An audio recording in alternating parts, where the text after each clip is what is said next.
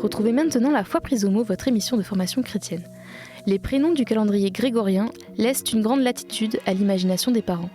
Cette semaine, Régis Burnet propose donc une réflexion sur les origines de la dénomination, en compagnie de deux invités, Jocelyne Tarnot, bibliste, et Jean-Louis Bocarno, généalogiste. Une émission diffusée en 2019. Bonjour et merci de nous retrouver pour La Foi prise au mot, votre rendez-vous de réflexion et de formation. Cette semaine, une émission de réflexion justement sur un sujet qui semble a priori sans importance, le prénom. Encore souvent lié au baptême et donc à l'inscription dans la continuité des saints qui nous ont précédés et portent le même nom que nous, le prénom nous précède toujours, nous ne l'avons pas choisi. Alors que signifie cette imposition d'un nom qui nous suivra toute notre vie? Est-il sujet à des modes, à des tendances? Y a-t-il une sociologie du prénom? Et surtout, est-ce que cette fatalité qui nous est imposée, puisqu'on change rarement de prénom, détermine-t-elle notre vie et est-elle en quelque sorte un destin? Telles sont les questions que je vais poser à mes deux invités. Jocelyne Tarnot, bonjour. Bonjour. Je suis très content de vous retrouver. On s'était vu plusieurs fois dans cette émission. Vous êtes bibliste et vous êtes journaliste. Et puis Jean-Louis Bocarno aussi, bonjour. Bonjour. Moi aussi, je suis là aussi très content. Vous êtes généalogiste. On vous a beaucoup vu à la télé. Vous êtes une star, à la télé, à la radio. Vous êtes également conseiller à la Revue française de généalogie. Voilà, alors j'ai commencé cette émission en confondant peut-être un peu prénom, nom, nomination. On va essayer de voir un petit peu comment tout cela fonctionne dans un premier temps. D'abord, est-ce qu'on a toujours eu un nom ? Oui. Il a bien fallu identifier les personnes. Dans tout groupe social, on a besoin d'être identifié, forcément. Donc on a toujours eu un nom, mais pendant longtemps, on n'a eu qu'un nom, qu'une dénomination, parce que c'était suffisant. Et de ce fait, qu'est-ce qu'on a eu? Alors ne remontons pas trop loin non plus, mais passons simplement au Moyen-Âge. Avec Jocelyne Tarnot, on peut remonter jusqu'à la Bible. Oui. Mathusalem. Même Adam. Mais en généalogie aussi. Mais je dirais, du point de vue de dénomination, simplement fixons-nous au Moyen-Âge. Au Moyen-Âge, au temps de la christianisation, là, tout le monde, en Gaule, dans l'ancienne Gaule, dans l'Hexagone, disons aujourd'hui,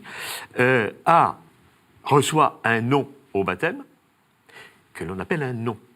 On ne l'appelle pas prénom, puisqu'il ne précède rien. Il a un nom. Il s'appelle Bernard, il s'appelle Martin, il s'appelle Pierre, etc.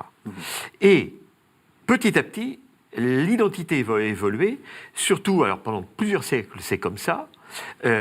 On donne à l'enfant un nom qui est surtout le nom porté par un saint, qui fait que le curé qui baptise l'enfant accepte de le recevoir, ce nom qu'on lui choisit, parce qu'on veut le placer sous la protection du saint, parce qu'on veut que quelque part l'enfant non seulement soit sous la protection du saint, mais récupère, on espère qu'il va récupérer les qualités de ce saint. Saints qui sont les grands héros de nos ancêtres, qui sont très très proches de nos ancêtres, tout le monde connaît la vie des saints au Moyen-Âge. Donc, on lui donne le prénom d'un saint, et petit à petit, on va avoir une évolution, surtout vers les 11e, 12e siècles, parce qu'il y a eu, à cette époque-là, une grande période de paix, de stabilité politique, qui va avoir pour conséquence une grande croissance démographique, on dirait aujourd'hui un grand boom démographique, et de ce fait, dans les communautés dans lesquelles vivaient nos ancêtres au quotidien, dans les paroisses, dans les seigneuries, etc., on arrive à avoir trop de Pierre, trop de Guillaume, trop de Jacques, et spontanément, il faut bien résoudre ces homonymies, spontanément, on va voir arriver petit à petit des surnoms, on a appelé ça des sobrenoms, des noms que l'on ajoute, qui vont coller, qui vont s'ajouter au nom de baptême, et qui petit à petit vont se fixer, d'abord se généraliser.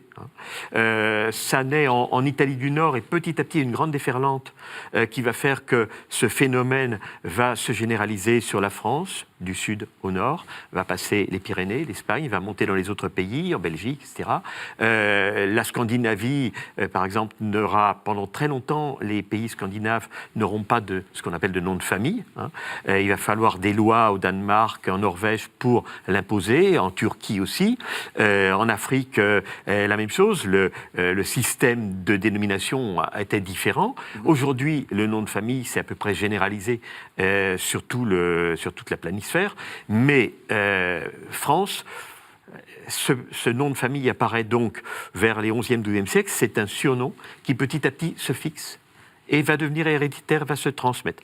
Et va faire que l'identité va avoir deux composantes, ce nom, ce surnom qui va devenir le nom, et l'ancien nom qu'on va appeler prénom, c'est-à-dire avant le nom, ce qui fait qu'il est complètement aberrant aujourd'hui de se présenter Bocarno Jean-Louis. Non, ça, c'est une habitude que dans certains milieux on trouve chic, etc. Non, mais ça a aucun sens. C'est l'administration, c'est l'école de Jules Ferry, c'est le service militaire qui avait besoin de classer et de répertorier les individus autrement. Il le faisait de façon très technique, avec nom, prénom, mais un prénom, ça se met avant le nom. Oui. Ça, c'est très important. Je réagis très violemment une sorte de combat. contre. Ah oui, j'ai plusieurs combats à ce niveau-là. Je crois qu'on en parlera. Oui. Mais c'en est un premier, vraiment prénom. Ça veut dire avant le nom. Ça paraît logique. Ça paraît logique. Et le mot en soi le contient. Oui. Bien sûr. Prénom, avant le nom, préfixe. Il y a quelque chose dans... ça va être aussi alors là, pour le coup, c'est mon combat. Moi, dans le nom, il y a de l'identité. Oui, et ça, c'est pour ça que je vous ai fait venir, parce que vous êtes spécialiste de la Bible. Le nom, dès le début, même peut-être dès Adam, l'homme, Ève, la vivante, il y a quelque chose qui est dit par le nom. En fait, Adam ne signifie pas l'homme. Oui, c'est l'être humain. C'est Ish qui signifie l'homme. Vous avez raison. Adam, ça signifie le rouge, à cause de la latérite dont il a été pétri, à cause de la terre. Donc il est le rouge. Hein. Et Ève, c'est Ava, c'est la vivante. Voilà, la vie. Donc déjà là, il y a quelque chose qui signifie, regarde, tu es le terreux, tu es le glaiseux. C'est pas toi qui t'es formé, c'est Dieu. Donc il y a déjà quelque chose qui dit à Adam, fais attention de ne pas vouloir prendre la place de Dieu, parce que tu es poussière et tu retourneras à la poussière. Donc même dans le prénom d'Adam, il y a déjà... qui n'est pas un prénom. Non. Oui, c'est un nom. Qui est un nom. Qui est un nom. Oui, voilà. Oui. Donc mais qui va devenir un prénom, parce que bien souvent, on va donner aux enfants des prénoms issus de la Bible, un prénom de saint, mais parfois issu avec les patriarches, etc. Et Adam est un prénom. Pardon, nous avons coupé. J'ai un petit-fils qui s'appelle Abel, voilà, et c'est ce qui se passe exactement. Donc déjà, j'allais dire, même le premier homme se trouve à avoir la marque, au fond, d'un destin, de quelque chose qui le caractérise, qui caractérise son destin. Et puis après, ça continue. Pour ça, j'aime bien, par exemple, Joseph. Oui, vous avez écrit un... Oui, j'ai écrit un livre sur et Joseph, une comédie musicale sur Joseph qu'on a faite toute cette année. Joseph, sa maman, Rachel, ça fait 20 ans qu'elle attend un enfant. Sa sœur en a plein. Elles ont le même époux en commun, Jacob. Hein. Et elle, ça vient jamais. Et au bout de 20 ans, enfin, elle attend un enfant. Alors, quand il naît, elle dit Dieu m'a enlevé ma honte, la honte d'être stérile, d'avoir tous les bambins autour, et elle jamais, voilà, c'est pas son tour. Et elle dit et je voudrais qu'il m'en ajoute un autre. C'est-à-dire, elle réclame Benjamin, l'autre fils. Et en fait, elle fait elle-même un jeu de mots entre Asaph, qui signifie enlever, et ajouter Yosef. Et elle forge un nom qui est Joseph, qui rassemble les deux. Et c'est le destin de Joseph, parce que quand vous enlevez, vous faites une soustraction, et quand vous ajoutez, vous faites une addition. Il y a donc dans son nom deux choses complètement contradictoires, une soustraction et une addition. Et c'est exactement le destin de Joseph et la prophétie de Jésus-Christ, parce que le fils bien-aimé de Jacob, il va descendre, vendu par ses frères, oublié au fond d'une citerne, vendu comme esclave, arrivé chez Potiphar, envoyé en prison par sa femme, oublié pendant 12 ans. Enfin, il descend, c'est moins. Oui. Jusqu'à toucher le fond. Et là, à cause de la capacité qu'il a de déchiffrer les rêves, il est amené auprès de Pharaon qui en fait son bras droit. Et là, c'est plus. Et quand je pense, Saint Paul a écrit l'hymne aux Philippiens, qui dit, lui étant de condition divine en parlant de Jésus, ne retint pas jalousement la dignité qu'il égalait à Dieu, mais il se fit homme, moins. Et pas seulement homme, mais esclave. moins. Et pas seulement esclave, mais mort d'une mort la plus infamante qui soit. Et mort enseveli. Et là, Dieu l'a ressuscité, plus, l'a exalté, plus, l'a mis, fait asseoir à la droite, et il lui a donné le nom le plus haut qui existe. C'est-à-dire Kyrios, le nom même de Dieu, Seigneur. Donc voilà, on a dans la figure de Joseph absolument un destin qui est prophétique de celui qui sera le fils de Joseph. Parce que son père s'appelle Joseph. Pour le faire entrer dans la dynastie davidique, il s'appelle Joseph. Là, on a un nom qui inscrit un destin, qui intègre un destin et qui annonce. Et c'est très fréquent dans la Bible.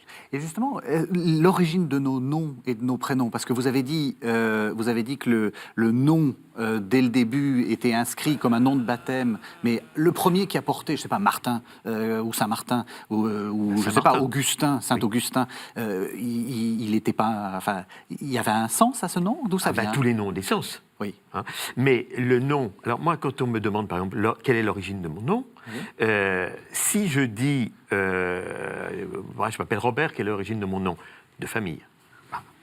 Vous vous appelez Robert parce qu'un de vos ancêtres très, très, très éloignés avait reçu le prénom de Robert comme...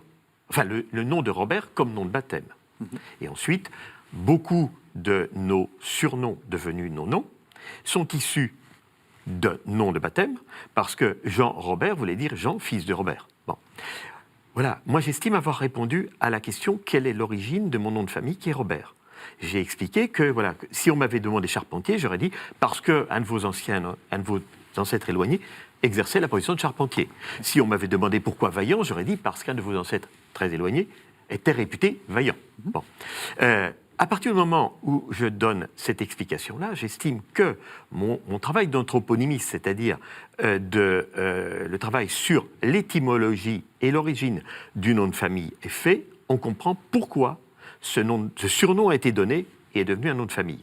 Après, ce qu'est voulu dire Robert, l'étymologie même du nom de baptême Robert, comme l'étymologie même du mot charpentier ou du mot vaillant, c'est une autre affaire. Ça n'a pas de lien direct avec la famille. Absolument. Et là, Robert a des origines franques, c'est Rod la gloire et Berthe Briand, mais attention, moi je manipule avec précaution ce genre d'éléments-là, parce que souvent quand je dis, voilà, si je vais plus loin en disant Robert, c'est un nom de baptême qui était d'origine franque, donc je descends des Francs. Mais non, quand on donne aujourd'hui, quand vous donnez aujourd'hui à un enfant le prénom de Kevin, il n'est pas irlandais ou anglais pour autant. Quand on lui donne le prénom de Claude, Claude Claudicus, en latin c'est boiteux, et c'est Saint Claude qui avait un nom de baptême d'origine latine. Quand vous appelez l'enfant Claude, c'est pas pour autant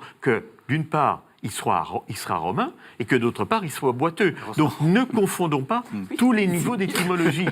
Mais non, mais c'est pas évident. Non, c'est pas évident du tout. Vous avez raison, c'est une pente assez naturelle. Et il y a des tentations, il y a des amalgames qu'on peut faire facilement. Non, voilà. Au niveau étymologie des noms de famille, voilà les informations qu'on peut trouver. Au niveau étymologie des noms de baptême, je ne suis pas compétent. C'est pas mon domaine. Je laisse ce domaine à d'autres spécialistes. Moi, je reste dans mon précaré. On serait dans les années 50 et qu'on ferait une émission, alors ce serait plutôt à la radio, je vous appellerais Beaucarneau.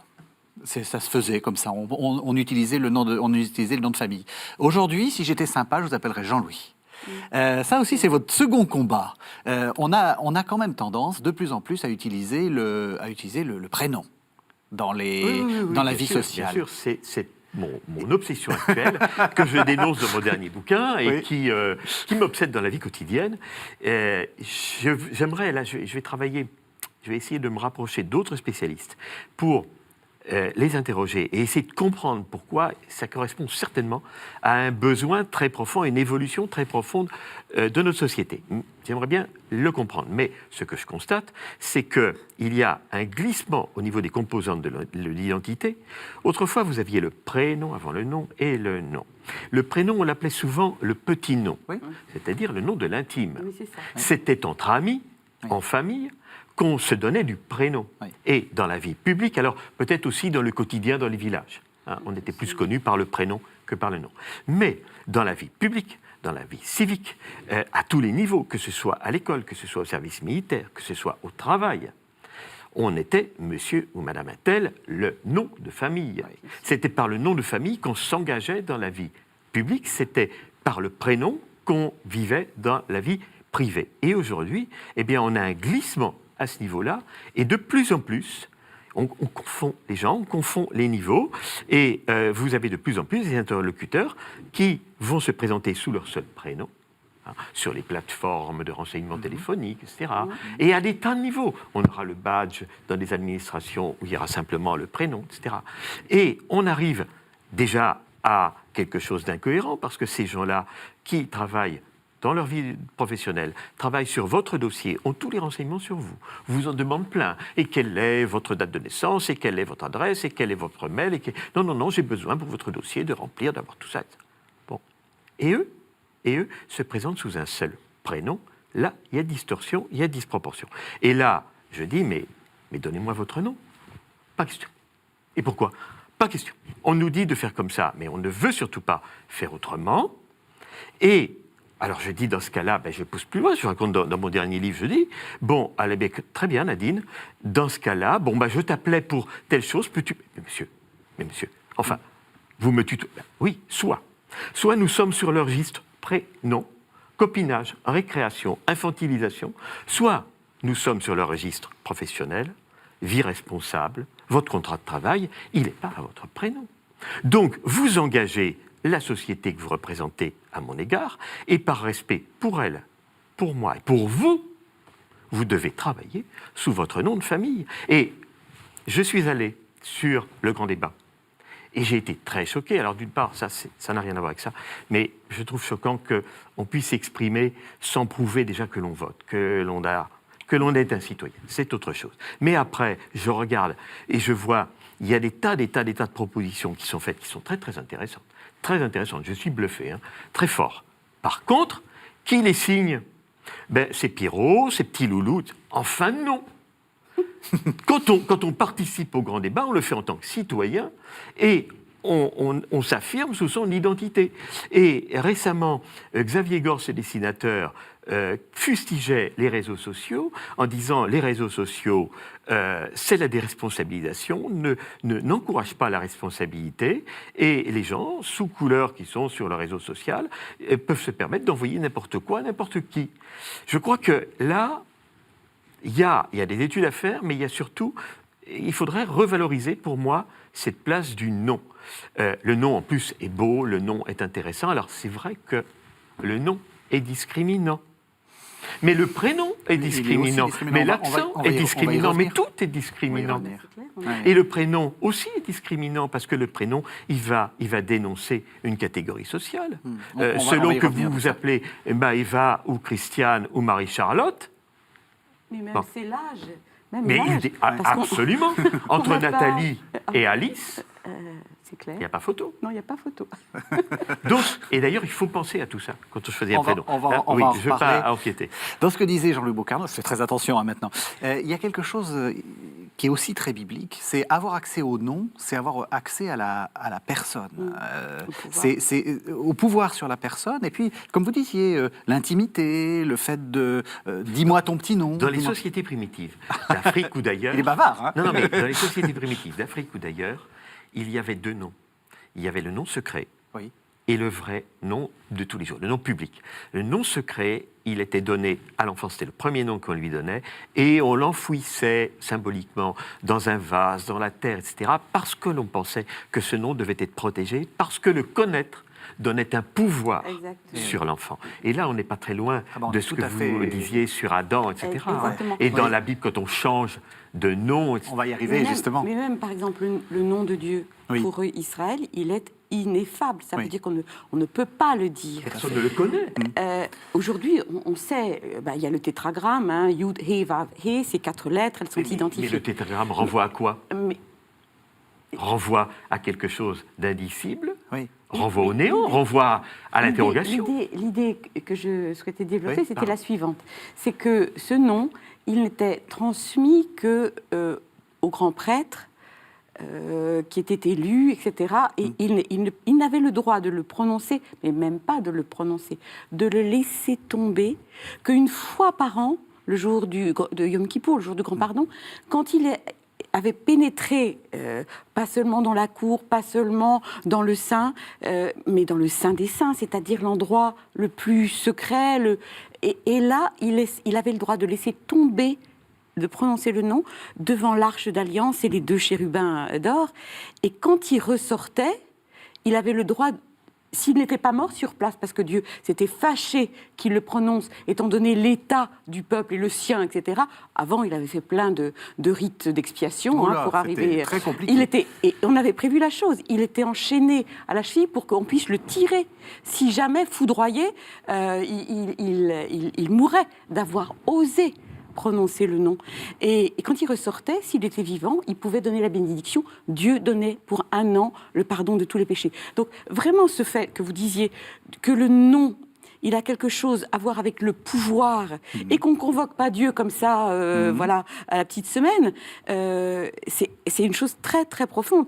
Et je pense qu'effectivement ce fait que au fond, tout le monde appelle tout le monde comme si on était tous des copains, c'est pas si évident que ça, parce que ça donne, comme vous le disiez, accès à quelque chose qui nous est extrêmement personnel. Le pouvoir, c'est bien ça.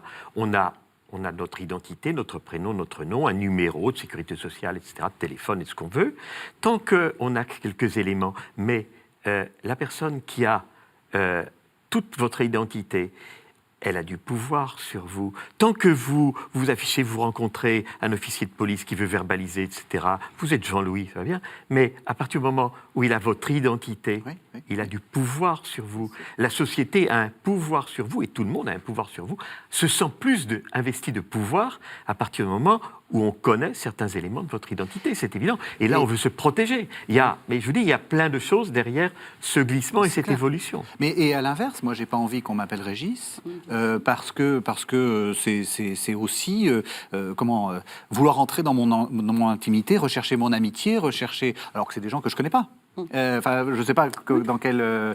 C'est aussi une irruption. Peut-être peut-être une forme de pouvoir en disant on est potes, on est copains. Non, on n'est pas copains. C'est ça. C'est-à-dire, je pense que dans le prénom aussi, nos parents ont mis des choses qui sont que vous évoquiez, qui sont de l'ordre d'un désir, d'une histoire, d'une transmission. Et au fond, c'est tout ça qui se trouve à la fois dans notre nom, mais dans notre prénom, parce qu'il nous est tellement personnel.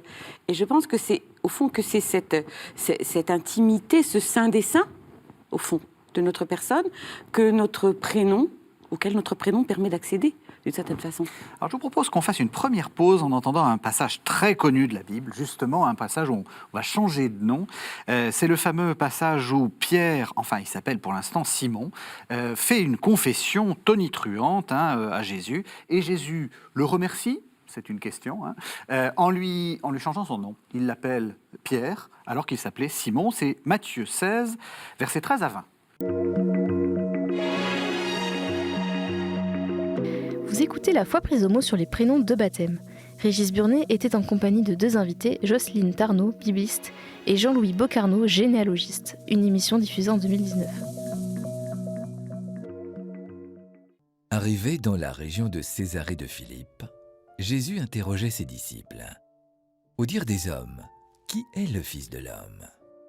Ils dirent, pour les uns, Jean le Baptiste, pour d'autres, Élie, pour d'autres encore, Jérémie ou l'un des prophètes. Il leur dit, et vous, qui dites-vous que je suis ? Prenant la parole, Simon-Pierre répondit, tu es le Christ, le Fils du Dieu vivant. Reprenant alors la parole, Jésus lui déclara, heureux es-tu, Simon, fils de Jonas, car ce n'est pas la chair et le sang qui t'ont révélé cela, mais mon Père qui est aux cieux. Et moi je te le déclare, tu es Pierre, et sur cette pierre je bâtirai mon église, et la puissance de la mort n'aura pas de force contre elle. Je te donnerai les clés du royaume des cieux. Tout ce que tu liras sur la terre sera lié aux cieux, et tout ce que tu délieras sur la terre sera délié aux cieux.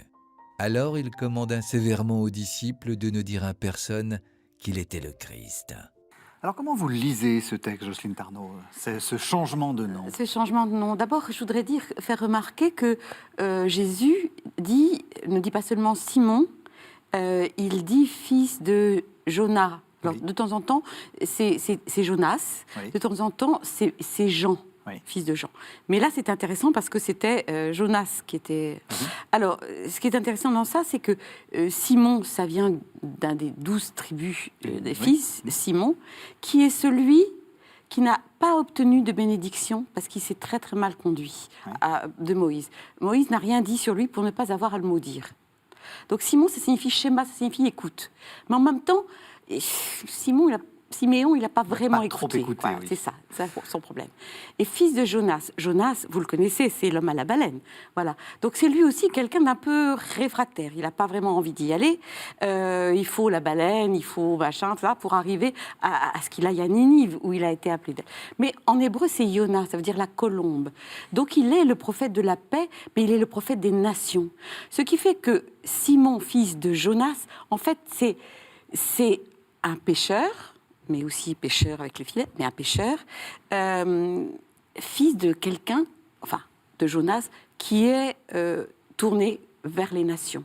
Donc on a déjà une ouverture à l'Église. Il y a déjà un programme, là. Exactement. Oui. Et le Christ dit, tu t'appelleras plus comme ça, même s'il continue de l'appeler jusqu'à la fin, dans Jean, il continue à dire, à l'appeler comme ça, mais tu t'appelleras Képhas, en grec, tu t'appelleras Pierre, ça veut dire, tu vas devenir solide, regarde, tu es au fond inachevé, ton écoute, elle n'est pas véritable, parce qu'elle n'aboutit pas sur l'obéissance. Audirer, c'est écouter, mais c'est obéir aussi. Hein.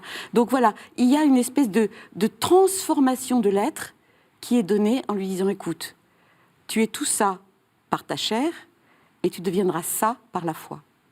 Donc au fond, il y a ce changement du nom de baptême qui est souvent, ou quand on rentre dans la vie consacrée, on change de prénom aussi. Oui, absolument.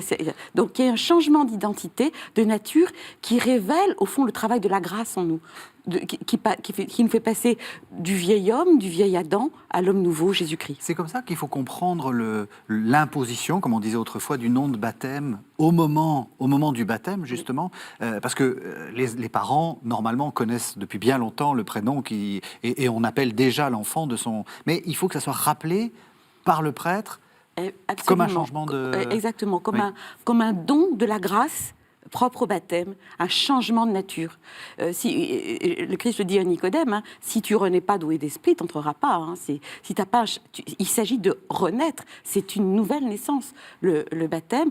Et donc le nom qu'on nous donne à ce moment-là, même si on l'a reçu de nos parents qui l'ont choisi, mais quand on est chrétien, on choisit le prénom en fonction du baptême aussi, la plupart du temps. Hein. Alors, autrefois, non, Allez-y, moi, allez-y. je pense pendant plusieurs siècles. Oui. Non, en réalité, pendant plusieurs siècles, l'habitude voulait que lors du baptême, ce soit le parrain et la marraine qui choisissent et qui donnent le prénom, mais qui donnent leur prénom.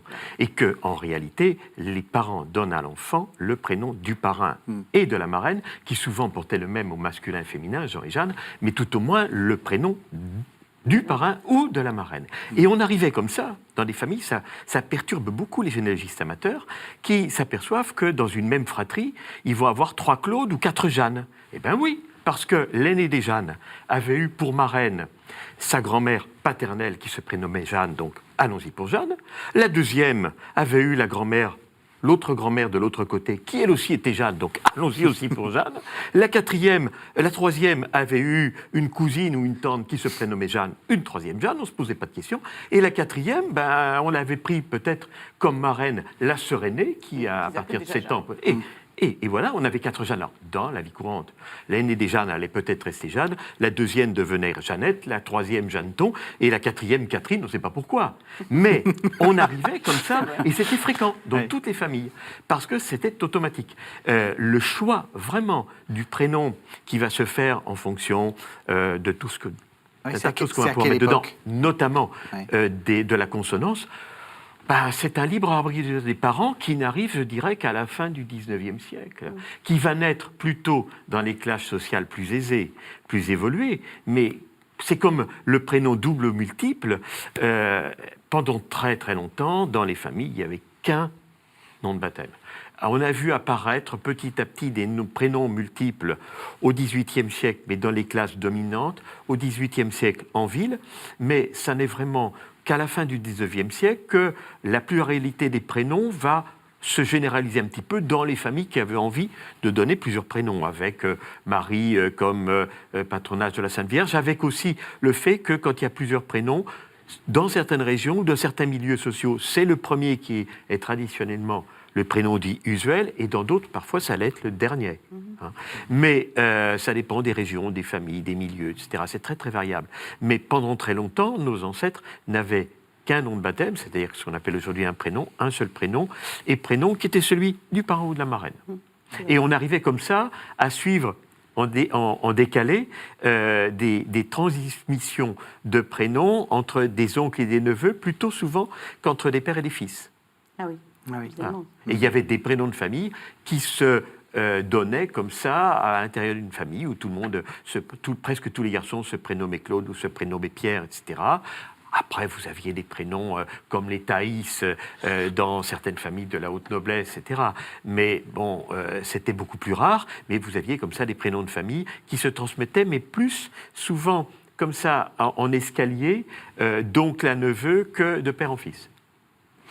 Eh bien, on va arriver à la troisième partie de l'émission, qui est la question des modes, du sens qu'on y met actuellement, etc. Alors, je vous propose qu'on fasse une très courte pause avec un deuxième texte. Cette fois-ci, c'est un texte de Marcel Proust, que j'ai trouvé assez amusant, où il parle d'un oncle, c'est dans À l'ombre des jeunes filles en fleurs, 1919, où il parle d'un oncle qui s'appelle Palamède. L'oncle qu'on attendait s'appelait Palamède, d'un prénom qu'il avait hérité des princes de Sicile, ses ancêtres. Et plus tard, quand je retrouvais dans mes lectures historiques, appartenant à tel podestat ou tel prince de l'Église, ce prénom même, belle médaille de la Renaissance, d'aucuns disaient un véritable antique, toujours resté dans la famille, ayant glissé de descendant en descendant depuis le cabinet du Vatican jusqu'à l'oncle de mon ami, j'éprouvais le plaisir réservé à ceux qui, ne pouvant faute d'argent constituer un médaillé, une pinacothèque, recherchent les vieux noms et en somme, grâce à ces collections de sonorités anciennes, se donnent à eux-mêmes des concerts à la façon de ceux qui acquièrent des viols de gambe et des viols d'amour pour jouer de la musique d'autrefois sur des instruments anciens.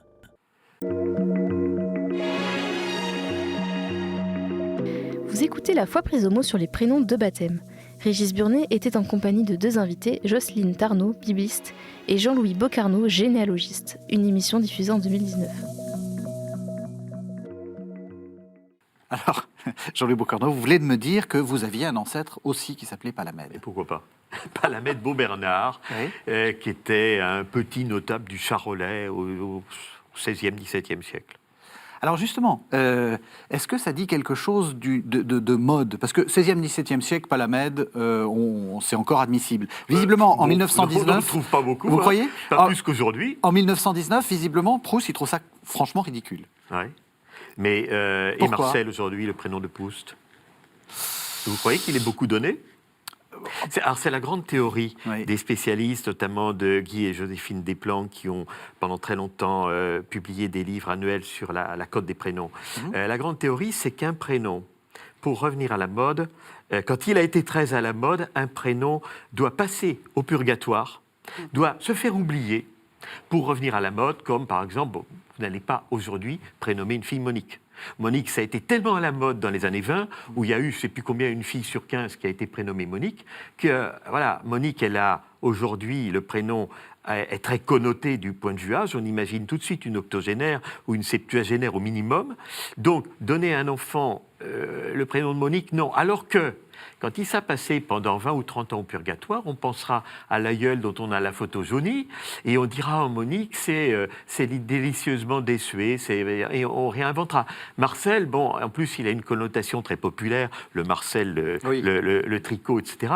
Mais Marcel reviendra certainement un jour, mais il faut lui laisser le temps. Il n'y a qu'un nom comme ça qui ne reviendra pas apparemment, c'est Adolphe. Oui. Hein, d'où la grande pièce, le prénom. Hein. Oui. Mais autrement, on le voit, ça a été le temps des Jules, et les Jules commencent à revenir dans l'espoir. On voit les enfants. Quatrième, je suis allé regarder sur l'INSEE, 2017, Gabriel, Louis, Raphaël, donc des prénoms plutôt... Mais je Louis, pense que vous auriez questionné sur Monique, Jules. vous n'auriez pas eu plus que des Palamèdes.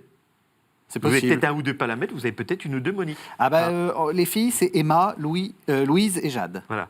Et Jade, alors là, c'est un nouveau registre, hein, mais Louise et Emma, il y a 40 ans, ça aurait été inconcevable. C'était trop proche. Il y avait eu encore à la mode des Louises qui étaient des aïeules, avec leurs revêtements noirs de deuil, etc., leurs jupons. C'était pas possible. Et c'est vrai que donner à l'enfant un prénom n'est pas anodin parce que autrefois, alors Jocelyne, vous expliquiez que dans la Bible, un prénom était un programme. Là, aujourd'hui, c'est plus un programme, mais ça va suivre l'enfant pendant toute sa vie. Et je disais tout à l'heure, tout est discriminant, et prénom est discriminant. Je disais entre Marie-Charlotte et Maëva, ben oui, c'est pas la même culture des parents. C'est pas l'un c'est Paris 16e et l'autre c'est peut-être plutôt Bobigny ou des banlieues populaires. Après, à chacun d'assumer son prénom et de savoir s'appuyer sur son prénom. Mais vous avez ça, mais vous avez aussi l'âge des prénoms. Donner à un enfant un prénom un peu vieillissant, c'est moins bon. Le prénom arrive en général, il arrive dans certaines classes sociales et descend petit à petit l'échelle sociale pour se démocratiser et se populariser. Hein. Les premières Nathalie, les Nathalie d'avant 50, c'était des familles qui vraiment allaient chercher ça, on se demande bien où, etc. Mais soit dans des livres. Soit...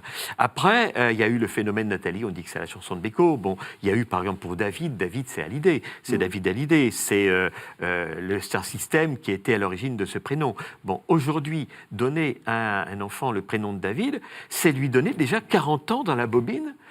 Il va, dans 40 ans, quand il va se présenter au téléphone, on imaginera avoir un octogénaire. C'est pas possible. Donc il faut essayer de trouver un prénom qui ne soit pas trop daté ou datable, et plutôt d'anticiper la mode, en donnant si possible, en trouvant à l'enfant un prénom qui n'est pas à la mode, mais qui risque de le devenir pour essayer de le rajeunir de 10 ans. Alors, Palamède, je pense que c'est un peu intemporel, ça ne marchera jamais. Ça marchera jamais. Mais il y a des prénoms qui, en cherchant bien, on voit qu'ils frémissent. Ils sont là, c'est un peu timide. Alors, Joséphine Desplanques disait que souvent, dans les classes CSP+, on testait les prénoms, on les donnait d'abord aux chiens. Hein, et c'est peut-être... on a peut-être commencé par donner Marcel ou Jules aux chiens. Et puis ensuite, quand on voit que, ben oui, on les récupère pour les enfants. Mais c'est très subtil, il y a plein de choses. Je ne suis pas un spécialiste de l'histoire des prénoms. Oui, je constate. Au début de ma carrière, j'ai travaillé chez un couturier, Monsieur Courrèges, qui voulait évidemment se démarquer. Et il était en avance sur la mode des Christians. Oui, c'est ça. Mais il a appelé sa fille Clafoutis, parce que sa femme faisait un clafoutis le jour où elle a appris qu'elle était enceinte. Mais quand il a été déclaré, à cette époque-là, on lui a refusé. On lui a dit, non, c'est pas possible. On ne peut pas donner un nom de gâteau à un enfant. Faut être raisonnable. Faut être raisonnable. Voilà. Est devenu un nom de gâteau. Donc il a rajouté Marie devant. Marie Clafoutis. Oui, mais aujourd'hui... Marie à l'état civil, oui. Et Marie Clafoutis. Et Clafoutis dans la vie. Clafoutis, comment l'appelle-t-on, Titi? Ah, je ne sais pas, j'ai perdu le contact depuis longtemps. Mais j'avais, à l'époque, c'était déjà une chose qui m'avait semblé assez étrange. Oui. Hein, Mais aujourd'hui, on forge des prénoms. C'est-à-dire, c'est la sonorité qui va compter. Oui. Et l'orthographe n'a plus beaucoup de sens. Oui, c'est-à-dire, c'est la sonorité. Exactement. Oui. Et l'orthographe aussi. Parce qu'on va écrire le même prénom avec des orthographes très, très différentes et phonétiques, généralement. Vous avez ça pour Jocelyne. Oui. C'est vrai. C'est vrai. Mais mon prénom, je le dois à Milly-la-Martine, le village près du Mâconnais, où si j'en ai Monsieur de Lamartine. Voilà. Alors ma maman voulait, mon père voulait un garçon. J'étais la deuxième fille en 14 mois, donc voilà. Et maman avait préparé Bernard à cause de Bernard de Clairvaux. Pourquoi pas Ombline pour vous alors? Mais elle n'y a pas pensé parce que peut-être non, elle a pensé Jocelyne à cause de Jocelyn. Alors ça, c'est très. Il faut expliquer parce que tous les téléspectateurs ne savent Jocelyn, pas. C'était une œuvre. La grande œuvre d'Alphonse de Lamartine. Exactement, Jocelyn. Et alors, que dire, j'ai toujours écrit toute ma vie. J'ai aimé écrire. Peut-être que j'ai été. Ah oui. Parce qu'on vous a raconté qu'on vous a choisi Jocelyne à cause de Jocelyn. Mais assez tardivement. Assez tardivement. Donc Oui. vous pensez que le prénom vous a déterminé? Votre prénom vous a Non, déterminé? je pense que j'avais Oui. un fil avec ça. Ah, est-ce Mais que- après, est-ce que- au fond, j'ai été contente de ce patronage parce que je trouvais que Jocelyne, c'était l'époque, enfin quand j'étais jeune, où Monoprix, Prise Unique, etc. On avait fait sa marque de produits de beauté, et je trouvais ça très dévalorisant. Tandis que Jocelyn de Lamartine, ça le faisait quand même. Hein. Ah oui. Voilà. Mais bon, vous avez aussi tous les problèmes des prénoms que l'on redonnait à un enfant. On redonnait le prénom d'un mort de la D'un mort, famille. oui. Alors, d'un grand-père ou d'un grand frère. Oui. qui n'avait pas vécu. Salvador Dali, par exemple, il avait eu, je crois, deux petits frères, en fait, deux frères aînés avant lui. Il était l'aîné, mais en réalité, il y en avait eu deux autres qui se prénommaient Salvador. Salvador, Salvatore, Sauvé. Mais bon, là, c'était quand même faire porter le deuil, un deuil comme ça, c'est pas anodin. Et vous avez parfois des enfants, enfin des personnes qu'on va rencontrer, qui portent un prénom un peu trop vieux pour elles, et quand on pose la question, eh bien oui, quand je suis né, on venait de perdre une sœur de ma mère, etc. Et là, bon, faire porter le deuil, c'est pas facile. Est-ce que vous pensez, comme je disais en introduction, que ça peut être une fatalité, un prénom? Que c'est quelque chose que vous avez dit porter, et on le dit d'ailleurs, porter un prénom. Est-ce que ça peut être un fardeau? Un fardeau, je sais pas, c'est quelque chose que vous ne choisissez pas. Oui. Le nom, personne ne le choisit. Ça. Le prénom, vos parents vous le choisissent, mais avec des intentions ou des émotions, une sonorité ou un amalgame avec le nom. Ah, tiens, ça sera chouette. Bon, il faut quand même vraiment tout peser. Hein. Mais aucun de ces éléments-là n'est choisi par soi. Oui. Et c'est pour ça qu'aujourd'hui, qu'est-ce qui marche beaucoup? C'est le pseudonyme. Oui. Sur les réseaux sociaux dont on parlait tout à l'heure, et à des tas de niveaux, on s'affiche sous un nom qu'on se forge, qu'on se fabrique, et forcément qui va être, pas forcément valorisant, mais dans lequel on va se sentir bien. Un prénom peut-être un peu, un nom peut-être un peu infantile, peut-être un peu protecteur. Hein, on veut rester enfant, on veut pas. Mais, Oui, un bon, nom doudou. un nom doudou, Oui, absolument. oui, oui. Mais, et là, alors que le pseudonyme est quelque chose d'assez récent, et le pseudonyme, à l'origine, il était choisi par qui et comment? En général, des gens qui allaient dans certains domaines, littérature, théâtre, etc., qui s'exposaient, et qui étaient eux-mêmes issus de familles qui n'étaient pas des familles du tout venant, ou avoir un saltimbanque parmi ses membres n'était pas bien vu du tout. Donc, Stendhal. L'exemple type, c'est Stendhal. Exactement. Hein. Mais donc, pour protéger la famille, mais aussi pour s'affranchir, eux, de cette famille bourgeoise qui avait ses codes, etc., que l'on refusait, les gens se choisissaient un pseudonyme. Et se choisissaient un pseudonyme où ils allaient s'offrir un prénom rajeunissant ou un prénom original, un nom valorisant, un nom dans l'air du temps, un nom anglo-saxon à l'époque des yéyés, etc., souvent, Bob Dylan, Johnny Hallyday, etc., mais un nom qu'on se forgeait complètement. Et là, est-ce que c'est pas un peu, quelque part, devenir un peu apprenti sorcier? Normalement, on n'a pas de maîtrise, on n'a pas de pouvoir sur son identité. Là, on fait un pied de nez à la société, on se forge un nom, sauf que c'est un nom sous lequel on va souvent se cacher. Et aujourd'hui, vous voyez, il y a eu les vitres fumées ont eu un grand succès. Les vitres fumées vous permettent de vous cacher. Le pseudonyme sur les réseaux sociaux vous permet de vous cacher. L'usage du prénom dans la vie quotidienne et surtout dans la vie officielle, dans la vie publique, dans la vie du travail, j'y reviens, c'est mon obsession, vous permet de vous cacher, de vous protéger. Est-ce que c'est l'un, est-ce que c'est l'autre, est-ce que c'est tout ça? Il y a quelque chose. Il y a quelque chose, il y a une évolution de la société qui fait que l'identité peut être dérangeante. Oui, parce qu'on a quand même aujourd'hui la possibilité, en tapant quelques clics, d'avoir accès à votre vie, à votre profil, avec tout ça. Donc, je croyais que vous alliez dire, en tapant sur son clavier, on a accès à Internet, on a accès à toute la connaissance. On devient l'égal de Dieu, comme lorsqu'Ève mangeait le fruit du paradis perdu. Enfin, oui. Mais il y a quelque chose de ce côté-là aussi.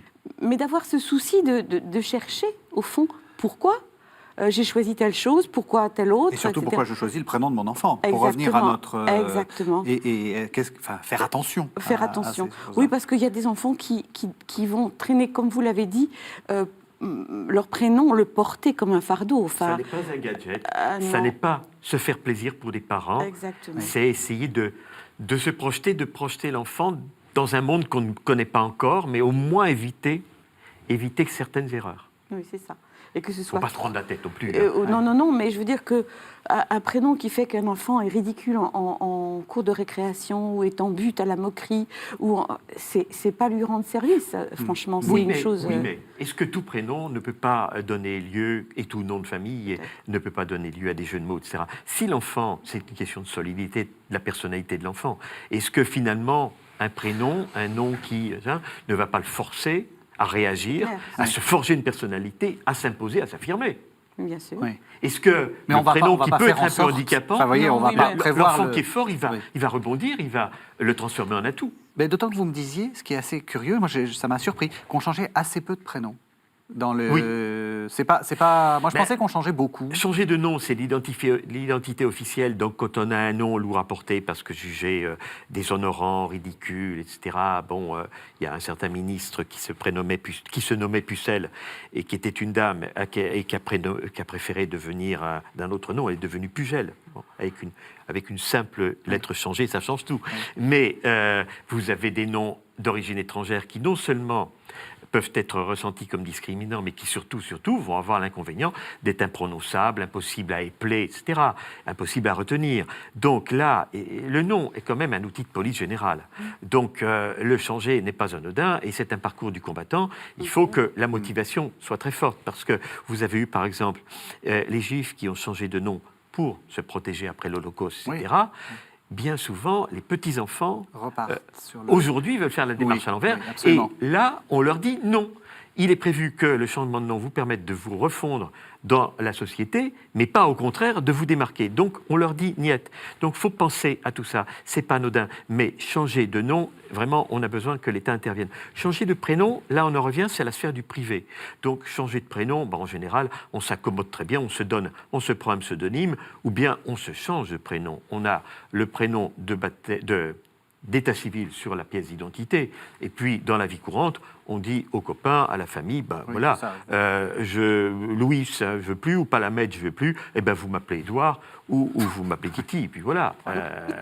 Non, mais la dénomination d'intime, on arrive à la maîtriser, donc il y a moins de changements officiels de prénom. C'est vrai. Bien, écoutez, merci beaucoup, parce que je crois que le message... On n'est pas arrivé au bout, mais malheureusement, on est arrivé au bout du temps, mais on vous réinvitera l'un et l'autre. Je veux garder un tout petit peu de temps, parce que j'aimerais qu'on vous présentiez un peu ce que vous nous avez amené l'un et l'autre. Alors, Jocelyne Tarnot, vous nous avez amené... Alors, c'est des DVD, alors c'est difficile. C'est des CD, pour tout dire. C'est des CD, c'est difficile à montrer comme ça. Mais oui, expliquez-moi. Cette année, on a avec Étienne Tarnot, donc qui est mon fils, avec lequel je travaille, parce qu'il s'occupe des notes. Je n'ose pas vous demander pourquoi vous l'avez choisi, ce prénom. Étienne, le couronné. Vous voyez, ça va bien. Oui, ça va bien.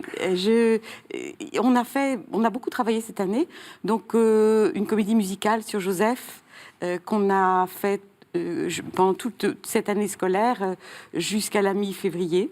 Et puis là, on a aussi fait deux CD sur les évangiles du temps de Noël et de Pâques. Et le prochain concert que va donner Étienne, c'est à l'espace Bernanos, et ça sera sur Pâques, un concert de Pâques le 22 mars. Donc voilà. Là, je montre Noël. Oui, voilà.